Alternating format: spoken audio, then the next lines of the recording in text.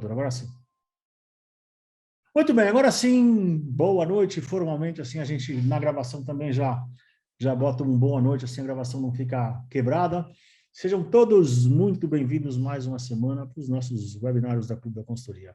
Ricardo, Rafael, Fernando, que bom vê-los de novo aqui. Vamos lá, vamos arrancar. Hoje nós vamos falar um pouquinho com vocês sobre resistências, né? Resistência dos clientes, seja no processo de contratação ou seja durante o projeto propriamente dito. E Cláudio e eu, quando a gente estava desenhando aqui, mais uma vez, o que a gente conversa com vocês, a gente resolveu dividir realmente em dois blocos separados. Um primeiro bloco, vamos falar sobre as resistências mais comuns que a gente encontra no momento da contratação propriamente dito, e depois a gente vai falar quais são as resistências mais comuns que a gente encontra na hora da execução do projeto. E a ideia não é só apresentar quais são as resistências, mas também dar algumas ideias em termos de como mitigar essas resistências, tá?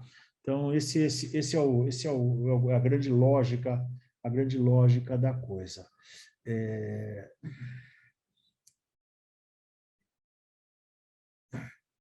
Abrindo aí? Então, não está abrindo, é que você não numerou, então eu estou pondo aqui. Então, basicamente, quando a gente fala aqui no momento da contratação, a gente acabou listando nove resistências mais comuns, vamos dizer assim, e no momento da execução propriamente dito, a gente listou mais 6. Então, nós temos aqui uma lista de 15 resistências para a gente falar um pouquinho e discutir com vocês. Então, vamos, sem mais delongas, começar aqui na hora da contratação. A primeira grande resistência que a gente vê muito comumente em clientes é o que a gente chama de autossuficiência, né? Autossuficiência é quando o cliente acha que não precisa de ajuda, né? Quando o cliente acha que não precisa de um consultor externo, não precisa de alguém para ajudar a resolver os desafios, as dificuldades, os problemas que o cliente tem. Essa autossuficiência, algumas vezes, inclusive, vira arrogância, né? É bastante comum, eu não sei se vocês já se depararam com isso, mas Cláudio e eu nós nos deparamos com essa situação assim, infelizmente, com alguma frequência. E assim, a melhor forma de lidar, de mitigar esse tipo de autossuficiência que o cliente apresenta, de fato, é fazer perguntas inteligentes, fazer aquilo que a gente chama de perguntas poderosas, né? Perguntas que façam o cliente pensar no assunto, pensar para responder, tirar ele da zona de conforto, para tentar demonstrar para ele que talvez ele não seja tão autossuficiente assim, que talvez alguém com um olhar de fora, alguém com uma experiência diferente, com uma visão diferente, inclusive até com uma cultura empresarial diferente da cultura vigente naquela empresa, naquela organização, ajude a sair um pouquinho dessa, até beirando um pouquinho a arrogância. Vai lá, Cláudio. Na verdade, eu acho que alguns casos, sim, que a pessoa acha que pode fazer tudo. Tem outros, não chega a ser arrogância, mas chega assim, eu já ouvi falar em comercial, deixa eu atuar. Eu acho que eu conheço um pouquinho, deixa eu fazer. Eu conheço um pouquinho aqui de logística, deixa eu... Só que assim, né, você pensa, geralmente é um CEO, o presidente, o dono da empresa que tem essa visão, que é quem nos contrata. Ele não pode ter profundidade em todas as áreas, né, da empresa dele. Não faz sentido. Não faz sentido e não é possível. Então, às vezes faz sentido ele fazer a conta, né? Quanto eu vou gastar para contratar, de repente, um planejamento comercial estratégico?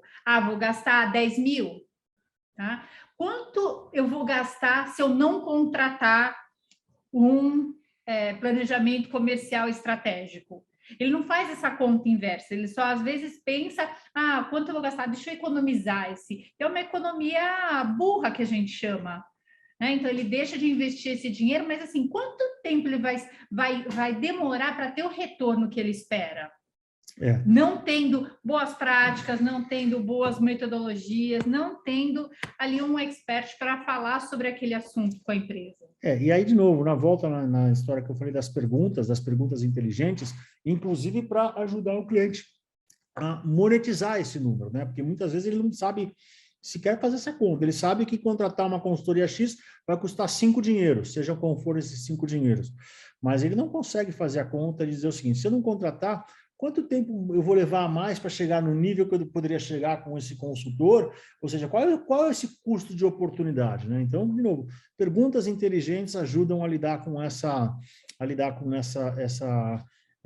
dificuldade, né? Essa resistência que o cliente pode apresentar. A segunda resistência comum que a gente encontra por aí, que na verdade ela anda muito próxima de mãos dadas, eu diria, com essa autossuficiência, né? Que é o que a gente chama da falta de visão. O cliente não conseguia enxergar nada de diferente, ele acha que tudo que ele está fazendo é o estado da arte. Às vezes o cliente tem uma miopia tão grande, né, que acha que aquilo que ele está fazendo não tem como melhorar, não tem como evoluir. É muito parecido com eu estava lendo há alguns anos atrás, eu estava lendo que em 1800 e qualquer coisa, eu não lembro o nome do cidadão, mas foi nos Estados Unidos que isso aconteceu, ele mandou ele era um ministro, né, de inovação dos Estados Unidos, pesquisa e desenvolvimento, ele mandou uma carta para o presidente americano pedindo para eliminar o ministério dele, o departamento dele, porque ele disse isso em 1800 e qualquer coisa, né, que tudo que tinha para ser inventado já tinha sido inventado, portanto não precisava mais um departamento de pesquisa, desenvolvimento, de inovação, porque não tinha mais o que inventar. Fazendo uma analogia a essa história, isso é história da vida real, não lembro exatamente o nome do cidadão e o ano, mas foi no final dos anos 1800, 1870, 80, qualquer coisa assim. E, obviamente, se demonstrou uma bobagem incomensurável, né? E, infelizmente, é muito comum o cliente achar que tudo que ele faz está perfeito, não tem mais nada para melhorar, seja qual for a área, tá? Não estamos falando só de comercial, não. A Cláudia deu exemplo comercial, mas vale para tudo. Então, essa falta de visão é muito comum. E aí, como que a gente mitiga essa falta de visão? Enquanto a autossuficiência a gente mitiga com pergunta, a falta de visão a gente mitiga demonstrando caminhos diferentes do que ele faz, apresentando. E aí a gente tem que tomar muito cuidado.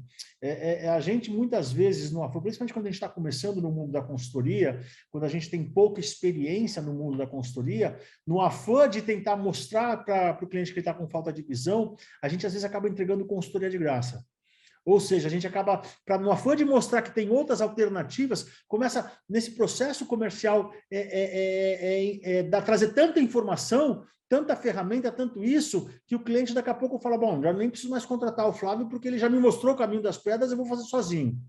Então, esse é um aviso que eu queria trazer para vocês, de tomarem muito cuidado. Sim, utilizem a estratégia de mostrar outras possibilidades, mas é como a gente costuma dizer, né? A gente conta qual é o santo, mas não fala como que foi feito o milagre, né? Eu falo, olha, o santo é esse. Agora, como fazer esse milagre, você precisa me contratar para fazer. Justamente para você não correr o risco de entregar tanta coisa nesse processo comercial que o cliente fala, bom, agora eu também não preciso mais dele, porque já me entregou tudo que eu mais precisava. É a lei do Pareto, né? 80-20, né? 20% do esforço resolve 80% da solução. De repente, você entregou só 20% do que seria a tua consultoria, mas resolve os 80% dele. Ele fala, não vou gastar os outros 80% para resolver só 20% do meu problema. Deixa eu seguir assim. Então, só muito cuidado na dose que você vai utilizar desse antídoto ao cliente com falta de visão. Algum comentário, Cláudio? Não, pode ser. Beleza? Uhum. Maravilha. O terceiro grande resistência que a gente enxerga muito comum nos clientes é relacionado ao que a gente chama de insegurança. O cliente tem algum tipo de insegurança, né? E aí essas inseguranças elas podem ser divididas em quatro grandes subblocos da insegurança. O cliente tem insegurança de demonstrar desconhecimento, o cliente pode ter segurança em demonstrar vulnerabilidade, o cliente pode ter insegurança em trazer alguém desconhecido para dentro da empresa, com uma visão e uma cultura completamente diferente, e o cliente pode ter insegurança de lidar com consultores, porque nunca teve consultor na empresa. Vamos passar por cada um deles. A insegurança de demonstrar desconhecimento, principalmente quando esse contratante vai envolver na consultoria seus colaboradores, o que é muito comum. Ou seja, o dono da empresa, o presidente, o diretor da empresa vai envolver os os seus funcionários, e de repente o consultor vai chegar lá e vai começar a falar um monte de coisa que eventualmente contradiz o que aquele presidente, aquele dono, aquele contratante falava, ou mostra outros caminhos que falam, nossa, mas o nosso diretor não enxergava isso, o dono da empresa não enxergava isso, o presidente não enxergava isso. Então, esse demonstrar desconhecimento é uma insegurança muito comum. E aí o antídoto para isso, que é o mesmo antídoto para demonstrar vulnerabilidade, o desconhecimento e vulnerabilidade também andam muito de mãos dadas. O grande antídoto para isso é você criar um laço de relacionamento e de confiança com esse teu contratante, demonstrando que você não vai expô-lo, você não vai de forma nenhuma gerar nenhum tipo de situação em que ele fique numa situação delicada. Você, na verdade, vai ter uma parceria com ele e ajudá-lo e, eventualmente, algumas coisas que você possa sugerir, você até pode falar para ele apresentar para o grupo, para que ele se coloque numa posição mais fortalecida e não se sinta nem vulnerável, nem demonstrando um profundo desconhecimento. Então, eu acho que o grande mitigador disso daqui é realmente um estreitamento de relacionamento, uma parceria muito grande entre nós consultores e o nosso contratante. Eu tenho um cliente, por exemplo, que meu principal contratante é o presidente da empresa, que não é sócio, ele é um executivo da empresa, e eu tenho uma parceria muito grande com ele. Inclusive, tem coisas que, às vezes, ele precisa passar de mensagem, seja para os seus subordinados, ou seja para os sócios da empresa, em que a gente combina o jogo. Ele vira e fala, pô, Flávio, eu preciso de uma ajuda aqui nesse quesito aqui. E se eu concordo com o que ele está falando, com o caminho que ele quer seguir, eu falo, pode deixar que eu passo a mensagem. Pode deixar que eu passo essa mensagem. Porque isso também é muito comum de acontecer. Quando o Flávio fala, não é porque é o Flávio, mas é porque é um consultor externo com um olhar diferente, fala uma coisa, tem um impacto completamente diferente de quando alguém lá de dentro fala. É aquele velho ditado, né, que o santo da casa não faz milagre.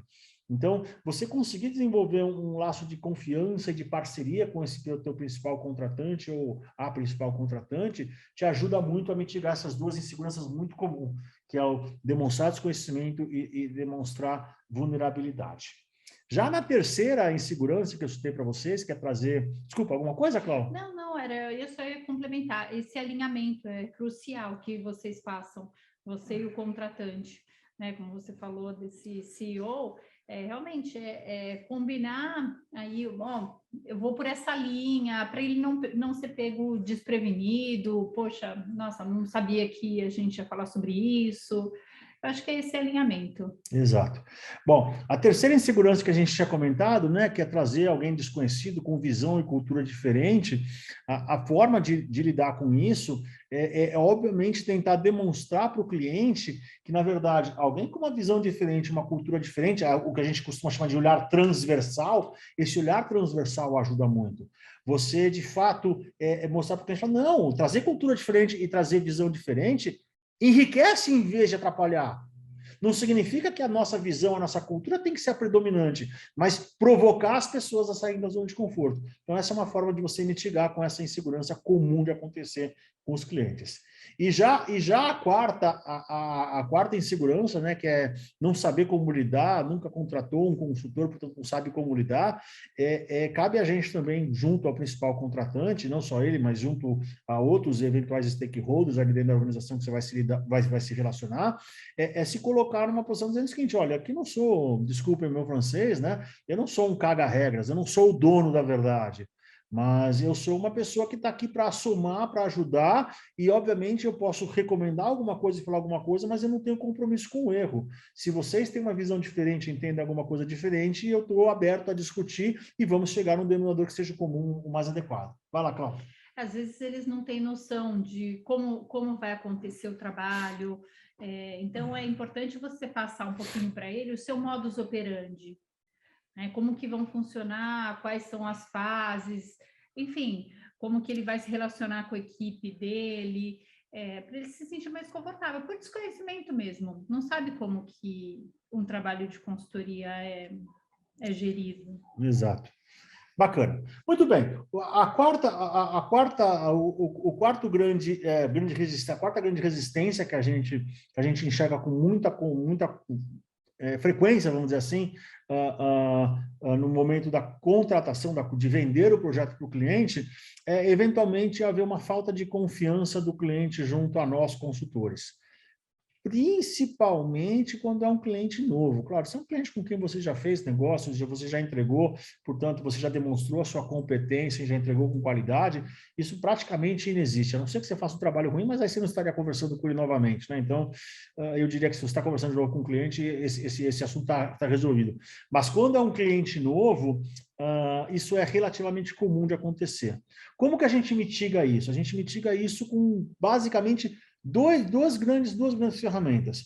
Uma delas é a gente, de alguma forma, conseguir testemunhais de pessoas com quem a gente já se relacionou, preferencialmente clientes nossos, mas se não forem clientes, eventualmente parceiros de negócios nossos, que falem bem da gente.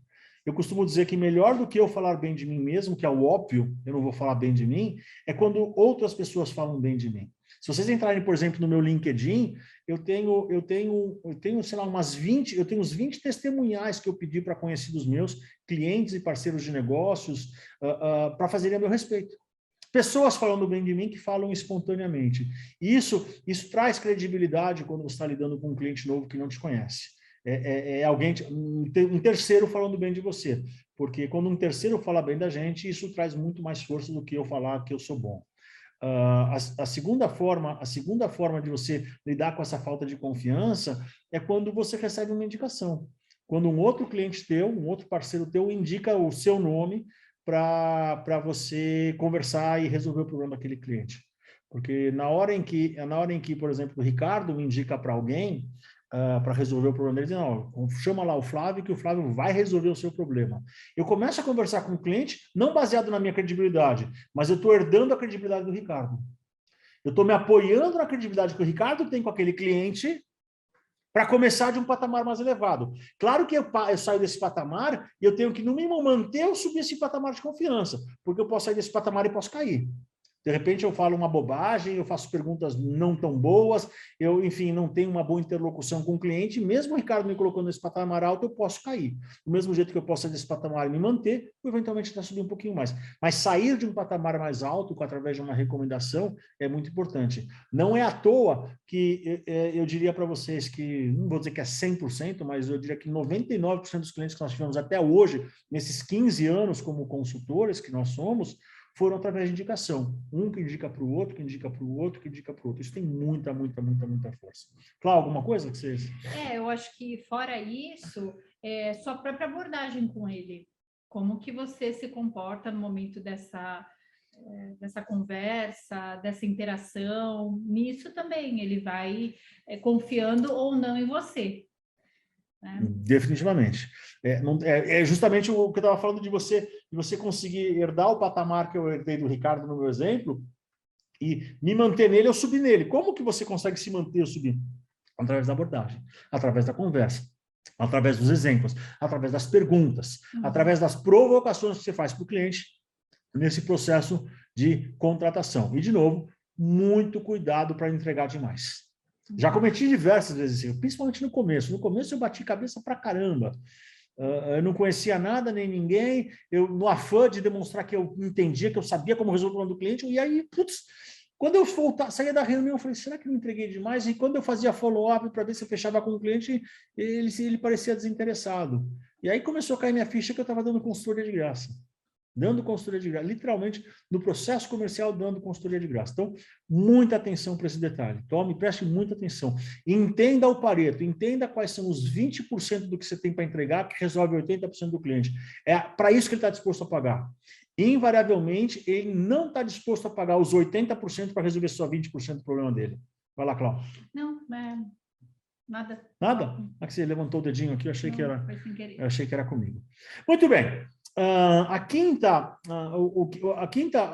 quinta resistência que a gente vê muito comum no processo de contratação é quando o teu cliente ou as pessoas de dentro do cliente, eventualmente não o teu contratante, mas eventualmente outros stakeholders importantes, têm um pouco abertura para mudança. Eu já falei isso para vocês, acho que algumas vezes em outros webinários, né? O ser humano adora uma zona de conforto. A gente adora. O operacional é uma desculpa espetacular para não fazer nada de diferente. Se manter na zona de conforto. As pessoas não querem mudar. mesmo quando é desconfortável. Olha que coisa louca, né? Olha como funciona a cabeça do ser humano. O negócio não é confortável para a gente não se sente bem, tá ruim, mas a gente tem medo do estranho, medo do desconhecido. Porque eu gosto de fazer uma analogia que todo mundo entende, e pode parecer absurda a analogia, mas ela não é. Quantos casos que a gente vê de mulheres que apanham em casa dos seus maridos e não saem de casa, não denunciam seus maridos, não fazem nada. E elas falam, não, mas ele só me bate quando ele só bebe de quinta a domingo. Mas eu também já aprendi que depois do terceiro tapa eu começo a chorar e fica satisfeito. Ou seja, mesmo sendo extremamente desconfortável essa história hipotética que eu estou contando para vocês, elas continuam, porque elas têm tanto medo desse desconhecido, vai que eu arrumo outro, alguém pior ainda, que eu vou ficar nesse mal conhecido. Então, essa zona de conforto é um negócio extremamente complexa, ou seja, essa pouca abertura para a mudança é um desafio grande, né? As pessoas, eles têm muita dificuldade de alguém que vá confrontar esse status quo.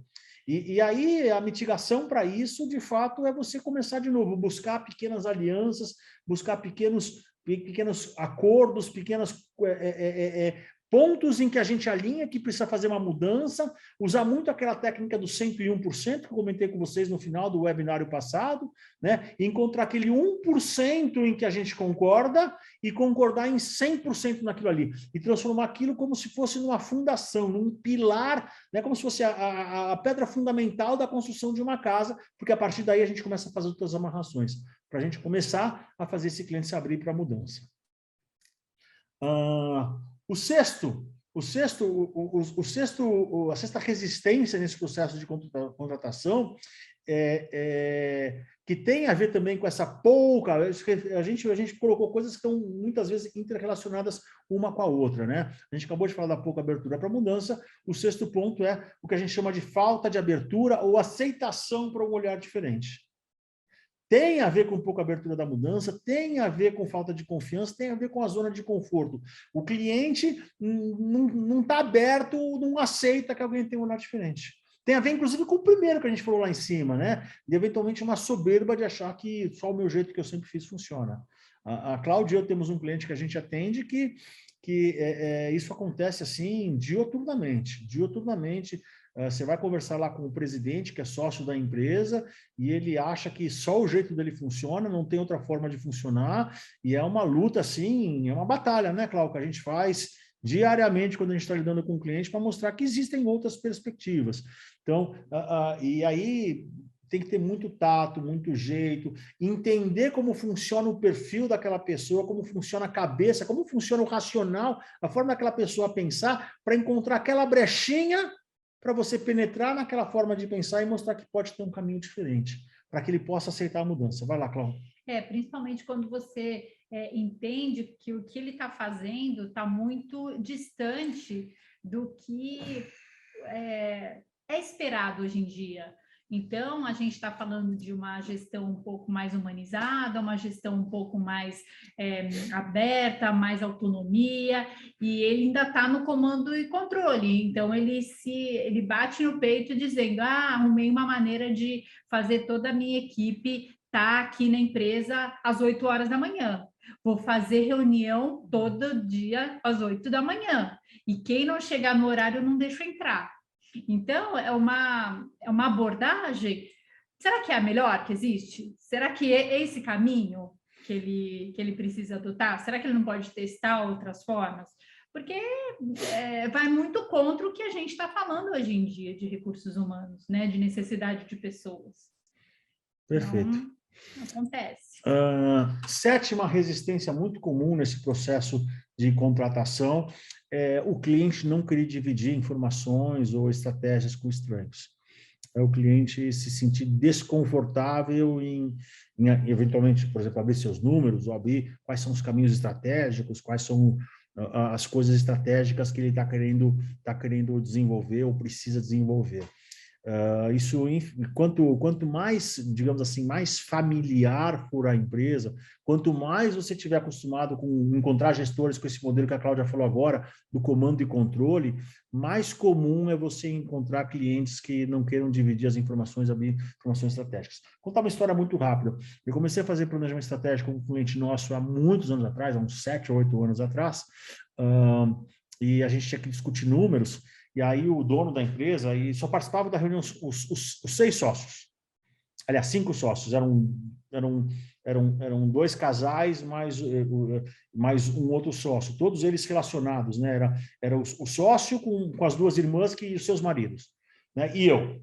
E aí eles traziam um papel impresso gigante com todos os números da empresa, não sei o que lá. E na hora de ir embora da reunião, um dos sócios falou para mim: você pode me devolver o papel que eu te entreguei?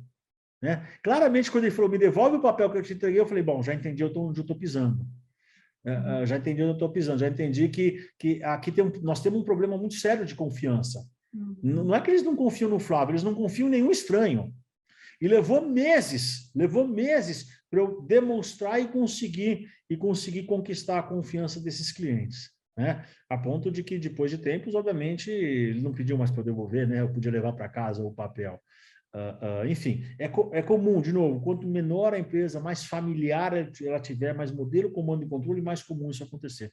Como que a gente mitiga isso? Eu diria que tem 2 formas de mitigar. Primeiro, você se propor a assinar um contrato de confidencialidade com o cliente. Olha, a gente assina o contrato que você quiser, que garanta que eu vou manter estritamente confidencial qualquer informação que você trouxer à mesa para a nossa discussão, para a gente poder entregar a consultoria, seja qual for o segmento de consultoria que a gente está entregando.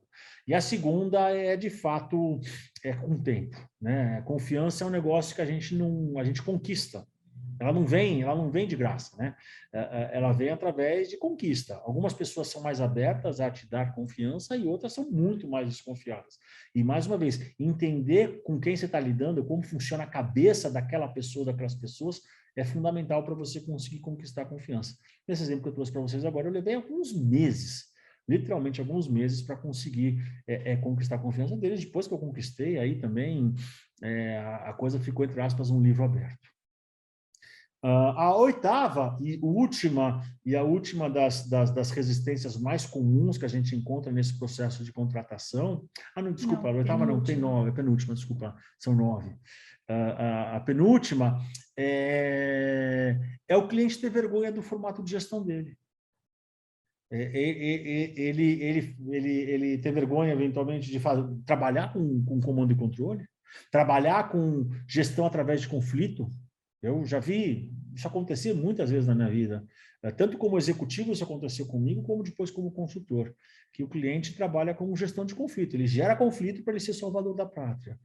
Mas ele não assume isso e tem vergonha disso. Ou porque, eventualmente, o cliente tem práticas não muito ortodoxas. A gente já falou outro dia sobre isso também, quando a gente estava falando de ética, lembra? Quando a gente falou de ética, a gente estava falando de práticas não muito ortodoxas. E o cliente ter vergonha disso, e ao ter vergonha, falar, não, eu não vou me expor isso a um consultor.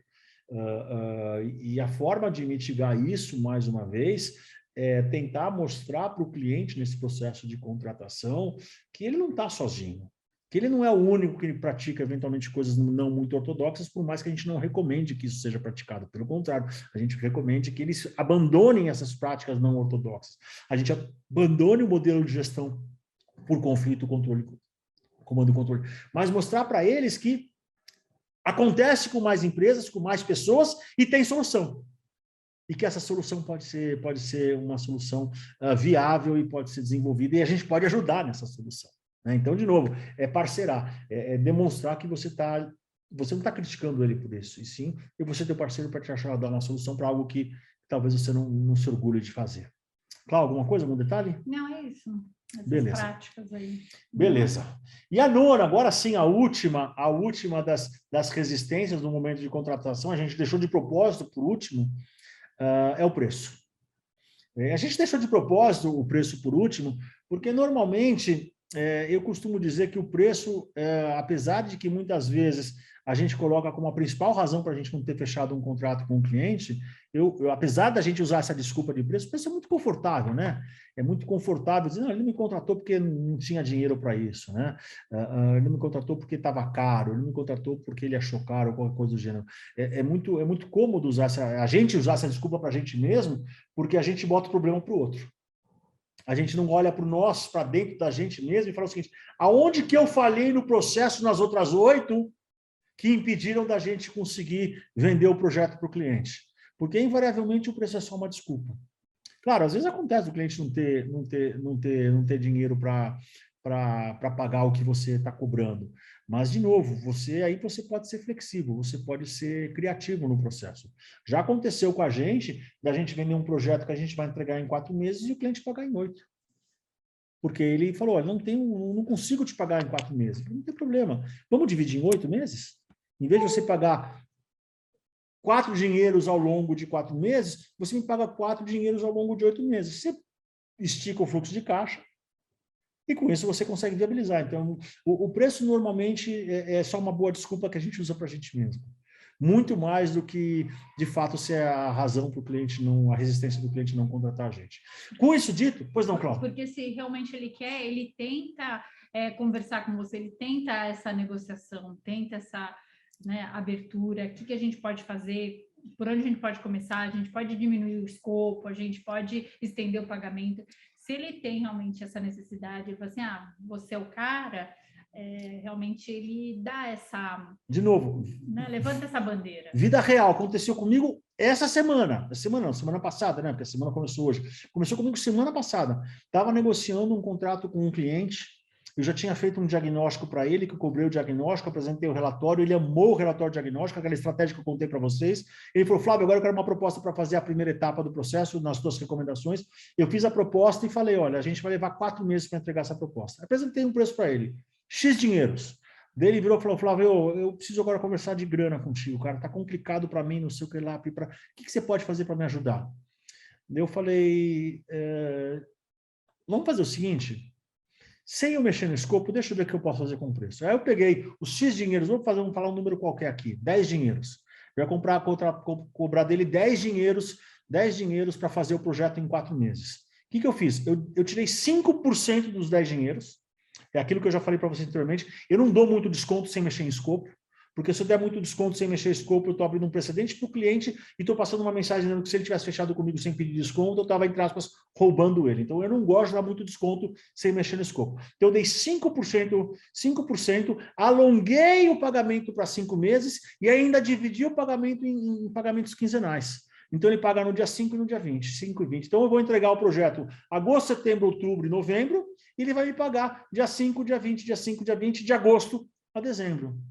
Com isso, eu consegui fazer um ticket, uma emissão de nota fiscal, valor menor, que ele consegue aprovar junto aos sócios dele da empresa, porque ele entende, ele vê valor no que eu tenho para entregar. Ou seja, se eu for olhar, eu dei 5% de desconto, que era exatamente a minha margem comercial que eu tinha. Não tirei um centavo do que eu tinha previsto de cobrar do cliente, mas consegui viabilizar. Tá? Então, de fato, como a Cláudia falou, quando o cliente quer, ele sinaliza e você acha, se você quiser, né? Se você for flexível. A gente tem que ter algum tipo de flexibilidade para conseguir resolver isso. Mas com isso dito, quando a gente fala dessa resistência do preço, a gente colocou 4 subitens dela, apesar da gente achar que isso é uma desculpa muito mais para a gente do que de fato da vida real. Mas a gente trouxe 4 subitens deles. Quais são os 4 subitens? Falta de referência do preço. Um cliente nunca contratou consultoria, então ele não tem noção de quanto custa uma consultoria. Às vezes acontece isso. Que tem a ver com o segundo subitem do preço, que é a comparação de quanto custa um funcionário. Espera um pouquinho, esse dinheiro que você está me falando aqui, você está me cobrando para 4 meses, eu contrato um funcionário para 1 ano. Mas aí a discussão que você está falando com o cliente é o seguinte, você não está contratando um profissional para fazer um trabalho por 4 meses. Você está contratando 35 anos de experiência. Quando eu dou treinamento a gente faz muito treinamento na nossa empresa e quando a gente vai fazer uma proposta de treinamento, um treinamento que vai levar um dia, de técnica de vendas, por exemplo, e aí eu cobro X dinheiros desse cliente, e fala, nossa, mas puxa vida, como está caro essas 8 horas de trabalho? Eu falo, não são 8 horas de trabalho, são 35 anos de experiência. São 35 anos de história, assim, assado, ou seja, o que a gente está contratando não é um hora-homem, é valor. Então, a gente tem que fugir dessa comparação de quanto que ele... Pô, mas espera um pouquinho, o que você está me cobrando aqui, eu contrato 2 profissionais para trabalharem por 4 meses, full time, e você não vai estar full time aqui ao longo dos 4 meses. Então, é importante essa abordagem. A terceira, o subitem dessa questão do preço que a gente colocou aqui é a falta de orçamento. O cliente não ter orçamento para te contratar, para contratar a tua consultoria. Essa questão de falta de orçamento, aí é mais comum em empresa maior. Aí é o contrário do que a gente falou agora há pouco sobre empresas menores. Porque normalmente, empresas menores, familiares, os orçamentos são muito mais flexíveis. Porque muitas vezes quem toma a decisão é o próprio sócio acionista da empresa. Quando a empresa é muito grande, ela é muito mais amarrada em termos de capacidade de flexibilidade de orçamento. Então, às vezes, acontece sim do cliente não ter espaço no orçamento, e aí, quando você se vê de frente com essa situação, às vezes é plantar sementinha para o próximo ciclo, dali a X meses, ele prevê no orçamento te contratar, e às vezes você acaba empurrando o projeto para acontecer lá na frente por um problema orçamentário. E a quarto subitem aí desse grupo preço que a gente falou, é o cliente eventualmente não enxergar valor e benefício no que você está oferecendo. Mas aí, de novo, eu volto a dizer, me parece que é um problema muito mais no processo comercial, muito mais no processo de você entender a necessidade do cliente, entender qual é a dor, entender qual é o ganho que ele quer ter e fazer a abordagem correta. Ou seja, eu volto a afirmar na minha percepção, minha e da Cláudia, nossa percepção, né? Que, entre aspas, a desculpa preço é muito mais uma desculpa que a gente encontra para a gente mesmo, para tentar se convencer de que não contratou porque o cara não tinha grana para me pagar. Muito mais para a gente se confortar do que, de fato, o que aconteceu. Me parece que é muito mais relacionado aos 8 itens anteriores, que a gente poderia ter uma ação muito mais proativa. De acordo, Cláudio? Perfeito. Beleza? Muito bem, terminamos aqui o primeiro bloco, que é o bloco que eu falei da contratação. Vamos entrar agora aqui no segundo bloco, que são 6 itens relacionados quando você está executando o projeto, ou seja, quais são as resistências que acontecem na hora de você executar o projeto. Você já vendeu, já conseguiu convencer o cliente a contratar, aquele contratante ali, enfim, já fez a venda. Agora você vai executar o projeto, quais são as resistências mais comuns que a gente encontra? São 6 grandes itens que a gente colocou. O primeiro grande item é a resistência à mudança. Não de quem a gente está contratando, né? Mas quando, eventualmente, você tem as pessoas que estão envolvidas no projeto te veem como uma ameaça.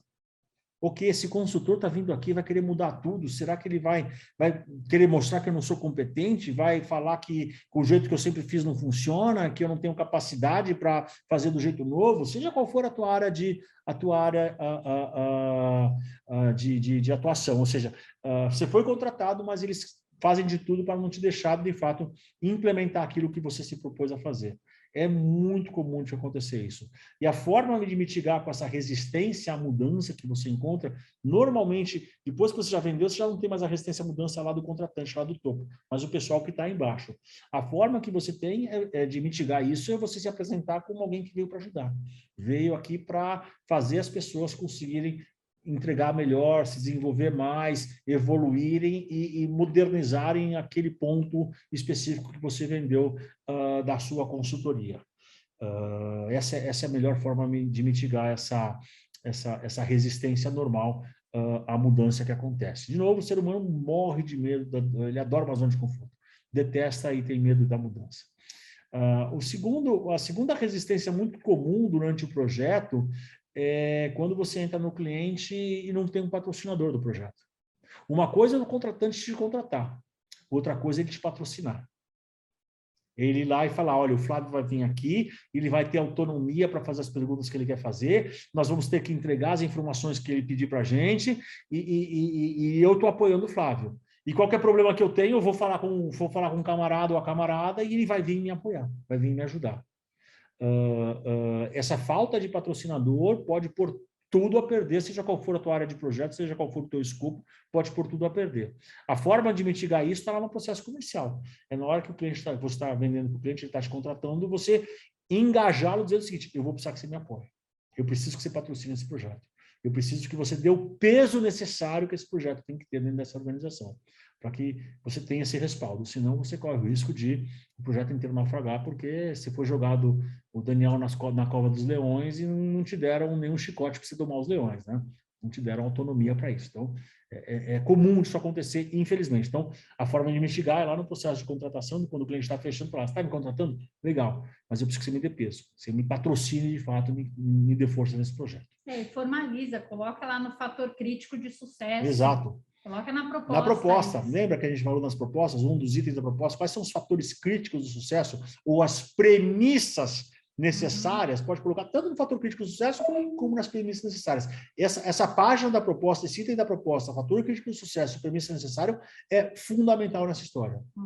Tá? Porque, de novo, lembra, a gente não tem bandeira. A única coisa que a gente tem é a nossa reputação e a nossa qualidade de entrega. De repente, a tua qualidade de entrega podia ser excepcional, mas pela falta de um patrocinador, ela vai por água abaixo. E você vai jogar fora tudo que você tem de melhor, que é a tua entrega, porque você não tem bandeira, você não é a McKinsey, você não é a Bain Company, você não é a KPMG, a Price ou a Deloitte.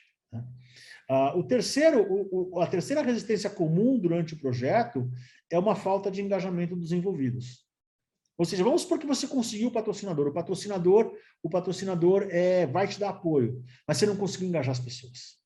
E aí tem muito a ver com a tua capacidade de envolver as pessoas, de comunicar, de entrar em conexão com as pessoas, se colocar no lugar daquelas pessoas que estão envolvidas no projeto e tentar entender por que ela não se engajaria. Será que ela está com medo? Será que ela tem resistência à mudança? Ou seja, o que está acontecendo aqui que por mais que eu tenha um patrocinador, aquelas pessoas da base não se engajaram no projeto. E a forma de mitigar é, de fato, você ter uma habilidade muito grande. Ou seja, o que eu estou querendo mostrar para vocês aqui é que para a gente ser consultor, tanto no processo comercial como no processo de entrega, não é só ser tecnicamente bom no que você faz. Mas eu sou um consultor de finanças, eu não preciso lidar com gente, preciso saber lidar com um número negativo. Se você não tiver uma grande capacidade de lidar com gente, a chance que você tem de ter problema é gigantesca. Vai lá, Cláudia. Quando você fala em falta de engajamento, às vezes assim, é uma ação extremamente simples, né? Assim que você pisa no cliente, você chamar os seus principais interlocutores para uma reunião de abertura, de kickoff, você explicar, né, nos mínimos detalhes ali o que vai ser feito, qual vai ser a sua abordagem, quais são os passos, qual o objetivo, o que você espera deles, dúvidas, estou aberto para ouvir, né, e responder qualquer dúvida que vocês tenham. Parece uma coisa boba, mas não é sempre que o consultor chega e faz isso. E aí ele começa a circular na empresa e já dá margem para as pessoas começarem a interpretar e, às vezes, até consolidar aquilo, né, na cabeça delas. Então, antes disso acontecer, coloca todo mundo na sala, né? Explica para todo mundo. E isso vai mitigar muito aí a interpretação que as pessoas vão fazer a seu respeito. E, obviamente, né, a insegurança delas, né, aquele sentimento de ameaça. Isso que a Cláudia falou é super importante, gente. Eu não abro mão, num projeto novo, de fazer uma reunião de kickoff. Eu exijo do cliente, vamos começar o projeto, legal, vamos fazer o kickoff. Vamos pôr todo mundo que vai estar envolvido numa sala. Mas hoje é muita gente, faz uma sala virtual, seja o que for, e faz uma reunião de kickoff. E apresenta onde nós estamos, onde nós queremos chegar e quais são os caminhos que a gente vai traçar, quais são os objetivos e por que aquelas pessoas estão envolvidas ali dentro. E, claro, na reunião de kickoff é fundamental você ter o patrocinador junto. Ou seja, ter o contratante que vai te dar o peso necessário, mas a reunião de kickoff é chave nesse processo. A quarta resistência que a gente vê durante o projeto, que é muito, muito, muito comum, gente, infelizmente, é a falta de disponibilidade de dados e informação. Eu já cansei de ver cliente falando, não, você tem... como é que está a margem de contribuição da sua empresa? Não, a gente calcula tudo isso, é lindo, maravilhoso. Aí você começa a fazer o projeto, você fala, então me dá a margem. Não, veja bem, a gente não consegue calcular a margem por cliente ou por venda, a gente estima a margem baseado na posição da Lua, alinhado com Marte, Júpiter e Saturno ao mesmo tempo, ou seja, não tem. Eu estou falando da margem, mas isso vale para qualquer outro tipo de dado e informação. E isso é um pepino, isso é um baita de um pepino. E aí, a grande mitigação que a gente faz quando isso acontece é, de novo, colocar lá nas premissas o que o cliente tem que nos fornecer para a gente entregar o projeto, e junto das premissas, a gente colocar também, a gente tem uma página que a gente coloca na nossa proposta, em que a gente fala assim, olha, esse projeto tem um escopo fechado ou tem aberto, ele vai durar tantos dias, semanas, meses ou anos, né? E qualquer coisa que esteja fora do escopo apresentado na proposta, ou seja, no item escopo, será objeto de outra proposta. Então, se eu coloquei como premissa que ele tem que me entregar os dados e as informações, e eu disse que qualquer coisa que não estiver no escopo e não cumprir a premissa, é objeto de outra proposta, talvez seja a hora de você colocar outra proposta. Bom, já que você não tem os dados e informações, vamos ter que fazer uma outra proposta para você, para a gente botar um consultor, eu ou um parceiro meu, para produzir esses dados, essas informações necessárias para entregar esse projeto. Então, é importante essas amarrações na proposta. Por isso que é tão importante também, que a gente já falou algumas vezes, ter o aceite formal da proposta do cliente. Né? A nossa proposta, a última página da proposta é o aceite do cliente, em que normalmente eu peço para o cliente assinar, datar e assinar, e me mandar por e-mail, por WhatsApp, escaneado, dizendo que ele aceita a proposta e a nossa proposta numerada, proposta 1, 2, 3, 4, 5, 20, 50, 7 milhões, seja qual for, e ele dá o aceite dizendo, aceito a proposta número 25.372. Ah, poxa, mas eu vou fazer minha primeira proposta para o cliente, eu vou numerar como proposta 1? Não, começa a proposta no número 110. Minha primeira proposta. Ou seja, você entrega a proposta 110 para o cliente, depois 111, quer dizer que o cliente acha que você já fez 109 propostas antes, né? Então, essa é uma forma de você numerar a proposta, mas fugir da armadilha de não querer mostrar para o cliente que está dando a proposta número 1, ou seja, ele é a cobaia da cobaia da cobaia. Então, essa é uma dica que eu dou também. É uma mentirinha branca. É uma mentirinha branca. Eu aprendi isso uma vez quando eu fiz um projeto num cliente, que era uma transportadora, e eles nunca abriram para o mercado quantos caminhões eles tinham. Então, o presidente da empresa falou, não, o nosso caminhão começa com o número 200. O caminhão 1 é o 201, depois é o 202. Ou seja, quem vê na estrada no número do caminhão 285, fala, nossa, eles têm 200, no mínimo 285 caminhões. Na verdade, eles tinham só, entre aspas, 85, só entre aspas, né? Só, entre aspas, 85, porque eles começavam no 200. Né? Mas é uma forma de tentar fugir um pouquinho dessa pegadinha que a gente pode sofrer. Então, fundamental fazer essa amarração que eu comentei agora, para fugir desse problema que é muito sério e é muito comum de acontecer, de faltar informações e dados. A quinta resistência que a gente vê muito comum, que é a penúltima, que a gente vê muito comum nos projetos, é falta de tempo das pessoas envolvidas no projeto. E aí, de novo, isso tem a ver muito importante na premissa, olha quanta coisa importante que a gente coloca na premissa, né? A premissa é que vocês vão ter que dedicar tempo para o projeto. Eu preciso que as pessoas dediquem tempo, junto com o apoio do patrocinador. Ou seja, a hora que você tem o apoio do patrocinador e colocou essa premissa, o cliente deu aceite na tua proposta, não tem como você aceitar a desculpa de que não tem tempo das pessoas envolvidas, as pessoas não têm tempo para tocar o projeto. Vai lá, Cláudia. E às vezes isso é bem perigoso, porque, de novo, aí na tentativa de entregar o trabalho, você acaba fazendo um trabalho que não é seu. Né? A gente tem que tomar cuidado com essa linha. Então, de repente, você não foi pago para ficar fazendo conta de calculadora, né? Soma, subtração. Mas como não tem ninguém para fazer ali, porque não tem braço, você acaba fazendo. Só que aí você se sobrecarrega, você faz um trabalho operacional que não é seu, né? Com o objetivo de entregar para o cliente. Né? Então, tem que tomar cuidado. Muito cuidado, muito cuidado. Por isso que é tão importante a premissa na proposta, ou seja, da proposta, e o patrocínio. O patrocinador do projeto, porque a hora que alguém começar a falar que não tem tempo, escala, fala o presidente, dono, o contratante, não sei o que lá, a Cláudia está me falando que ela não tem tempo para fazer reunião comigo. O que eu faço? Como é que eu resolvo esse problema? E bota a batata quente no colo da pessoa, e ela que vai falar com a Cláudia. Porque sabe o que acontece? Acontece que muitas vezes a pessoa fala que não tem tempo pela sexta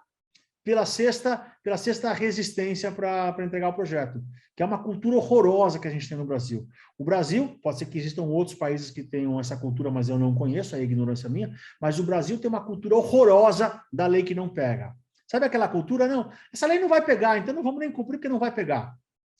É uma cultura horrorosa que lei que pega é lei que não pega, né? Porque para mim, assim, a lei pode ser a mais imbecil do mundo, mas a lei eu vou cumprir. Às vezes a gente vai para a praia, os pais da Cláudia moram no litoral sul de São Paulo, e a gente desce imigrantes, depois a gente pega a estrada lá para ir para o litoral sul. E aquela estrada é uma estrada que você tem que andar 80 por hora. É a lei, 80 por hora. Mas dá para andar 120, porque a estrada é um retão. Daria para andar 120 tranquilamente. Que velocidade que eu ando? 80. Eu gosto de andar 80? Não gosto. Mas está escrito lá que é 80, então eu boto o carro a 80 por hora e sigo. É porque ele não gosta de pagar multa. Também não gosto de pagar multa. Mas independente, porque eu sei onde tem radar, onde não tem radar na estrada, Cláudio. Não tem radar móvel naquela estrada. Eu sei onde tem, onde não tem, mas eu ando a 80 porque a lei manda andar a 80. Eu sou meio Caxias nesse aspecto. Porque eu não me conformo com a cultura da lei que não pega. Eu não me conformo, pegando o exemplo da estrada, das pessoas andarem a 140, e aí quando vai chegando no radar, que é a 80, passa a 60 porque está com a consciência tão pesada que estava andando a 140 que desce para 60 para tentar se convencer que está tudo certo.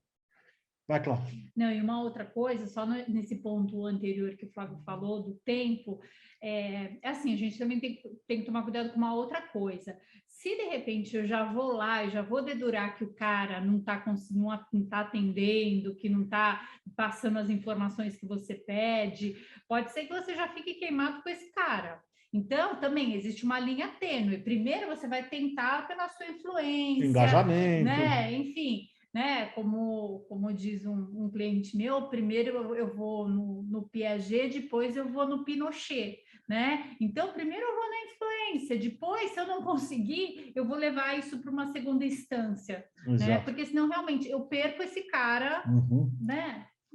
Na batida aí. Exato. Então, no final das contas, é essa cultura, só para voltar para o assunto, mas com certeza o que a Cláudia comentou é super importante, sem descredibilizar o que ela falou, concordo plenamente, essa cultura de lei que não pega no Brasil é uma cultura muito ruim. Então, as pessoas vão premeditadamente boicotar, dizendo, não, vamos boicotar esse consultor aí, que ele não vai conseguir entregar nada, vamos demitir ele lá e a gente mantém tudo do jeito que está. Vamos manter tudo no status quo. E aí, de novo, o patrocínio é importante, a capacidade de influência, o demonstrar a razão de por que você está fazendo aquilo, onde que a gente quer chegar, qual é a vantagem que a empresa vai ter e que aquela pessoa pode ter, inclusive, com aquilo ali. Né? Então, isso é super, super, super importante. Enfim, pessoal, esses foram os principais 15 pontos de resistências, 9 deles relacionados à contratação e 6 relacionados ao projeto que a gente quis compartilhar com vocês. Eu queria ouvir vocês de novo um pouquinho. Como sempre, eu queria ouvir um pouquinho, se alguém tem algum outro ponto que a gente não colocou, que já vivenciou e acha que é um pepino, seja na contratação, seja na execução do projeto, ou, enfim, dúvidas, comentários, enfim, queria abrir um pouquinho para a gente bater papo.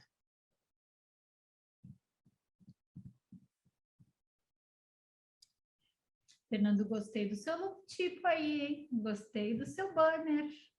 Gostou, né? Que bom. Vocês me dando um feedback desse é muito valioso. Gostei bastante. Que bom, que bom. Não me ocorre, viu, Flávio, nenhum outro tipo de resistência, assim, a não ser talvez a questão de poder. Às vezes, eu já vi situações assim, eu não era consultor, eu estava no mundo executivo ainda, no mundo corporativo, mas às vezes uma consultoria contratada com o patrocínio de um determinado diretor da empresa. E ele contrata a consultoria e ela vai desenvolver um trabalho na área dele, mas também em outra área de outro diretor da empresa, né? E aí, por conta dos silos e por conta da disputa de poder, às vezes há resistência da outra área, né? Que não a área contratante. Isso passa um pouco pela questão de patrocínio, mas é outro nível de patrocínio, né? Às vezes a consultoria está muito bem patrocinada, mas ela vai bater num paredão político que às vezes é difícil de contornar. Não sei se você já viu essa situação também. Já vi acontecer. É muito comum de acontecer em empresas de maior porte. Você que vem do Bradesco, né? Imagino que você lá no Bradesco deva ter visto isso algumas dezenas de vezes, né? Não quero enumerar aqui. Quanto maior a empresa, maior a chance disso acontecer. Quanto menor a empresa, quanto mais a empresa é uma empresa de porte um pouco menor, ou até de controle familiar, a empresa de dono, que a gente costuma dizer, é menos comum de acontecer. Às vezes acontece também. Já aconteceu comigo em empresa menor de controle familiar também. Mas quanto maior a empresa, mais comum isso acontecer. Então, de fato, pode acontecer. E se isso acontece, não tem jeito. Você tem que conseguir fazer alinhamento dos planetas, né? Então, de alguma forma, vai ter que entender qual que é a briga interna ali que te jogaram no meio, né? Te colocaram ali no meio de uma briga de poder de dois leões e como que você lida com esses 2 leões. E às vezes acontece de não ter solução. O teu projeto não vai dar certo. Não vai dar certo porque um odeia o outro. Se o Fernando contratou, a Cláudia vai boicotar ele até a morte. Mesmo que a Cláudia reconheça que a contratação do Fernando foi precisa, foi exata, mas ela não vai dar o braço a torcer nunca. Pode acontecer. E aí, às vezes, são problemas, entre aspas, insolúveis. Mas quanto maior a empresa, mais comum de acontecer. Quanto menor, menos comum. Mas pode acontecer sim. Perfeito. Tem razão. Às vezes, eu acho que vem essa definição da matriz, né, em grandes empresas, que a gente vai fazer com a consultoria tal, porque é um contrato global. E, às vezes, pelo gestor, entre presidente e diretor, não ter tido essa possibilidade de escolha, também pode ser que ele se engaje menos do que o previsto no projeto. Eu preciso engolir essa Cláudia porque os Estados Unidos, a Alemanha, seja qual for a origem de capital, mandou. Né? Mas eu detesto, eu não conheço... Por mais que ele responda por resultado, né? Assim. E muitas vezes acontece aquela história, aquele velho ditado, né? Você leu aquele livro? Não li, mas não gostei. Né? Porque, de certa forma, o executivo contratante ele exerce um certo poder sobre a consultoria, né, numa empresa grande. Então, quando não é ele o contratante, quando vem da matriz, como a Cláudia falou, ele perde esse poder, né? E aí ele tem que engolir o que a consultoria vai propor, vai fazer também, porque ela está com outro nível de patrocínio. Né? Exato. Mas se ele puder transformar a tua vida no inferno, muitas vezes ele se esforça também para isso, né? Eventualmente, estou dizendo que sempre, mas eventualmente acontece isso. O Ricardo está rindo porque eu acho que ele já passou por isso, tá, Ricardo? De algum jeito, né? Legal, bacana, Fernando, muito obrigado.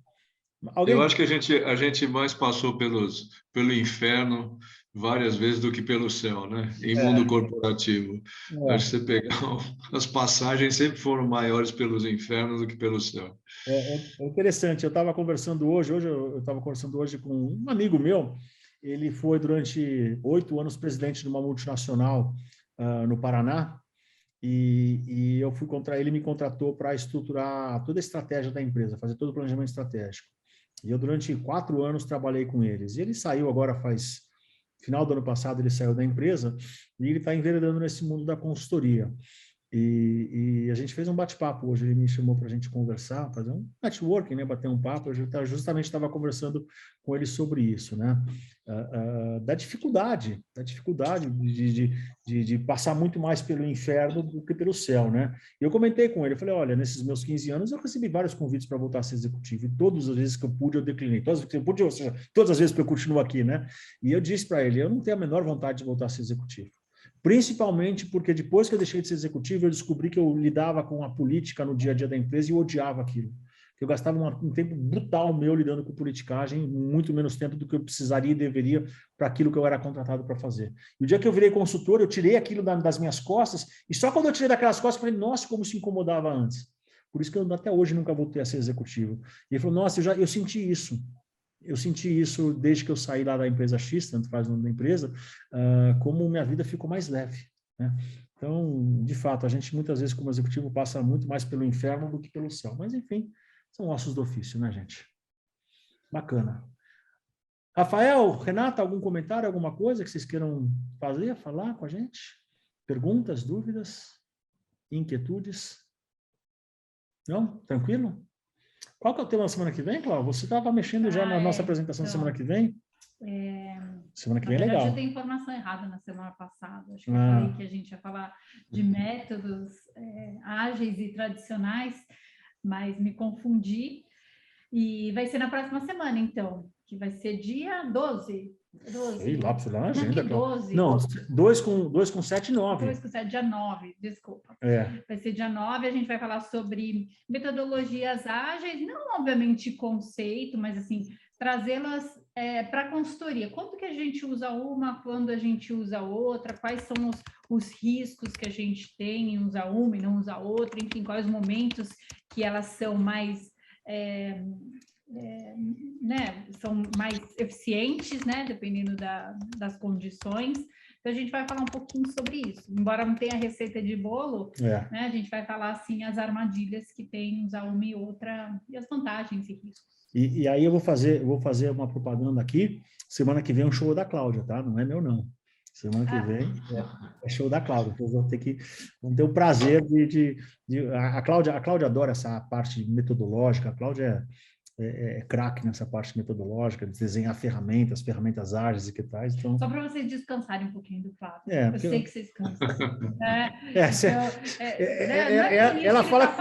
Ela fala com conhecimento de causa, né? A Cláudia fala com conhecimento de causa, negócio de cansar de mim, né? Não é exatamente porque eu gosto muito de metodologia, não. Eu quero dar uma pausa para vocês. Mas é isso, semana que vem a Cláudia vai ter a parte dela. A Renata escreveu aqui no nosso chat, não sei se vocês leram, mas ela disse que o microfone dela não está legal aqui no Zoom, e ela entrou um pouquinho depois, eu já avisei para ela também que tá gravado. A gente vai subir no YouTube, assim que subir no YouTube eu aviso vocês.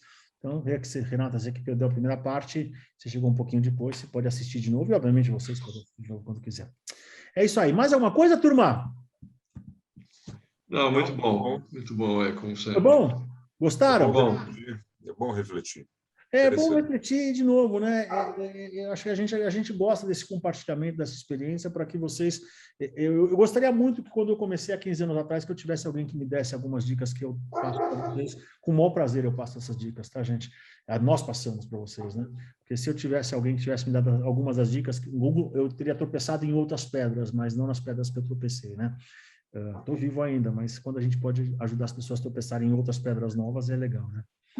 É isso aí. Cláudia, mais alguma coisa? Não, só isso. Vamos nessa então, turma? Super obrigada pela presença. Obrigado, gente. Boa semana para todo mundo. Valeu, pessoal. Tchau, obrigado. valeu, Um abraço a todos. Boa semana. Boa semana.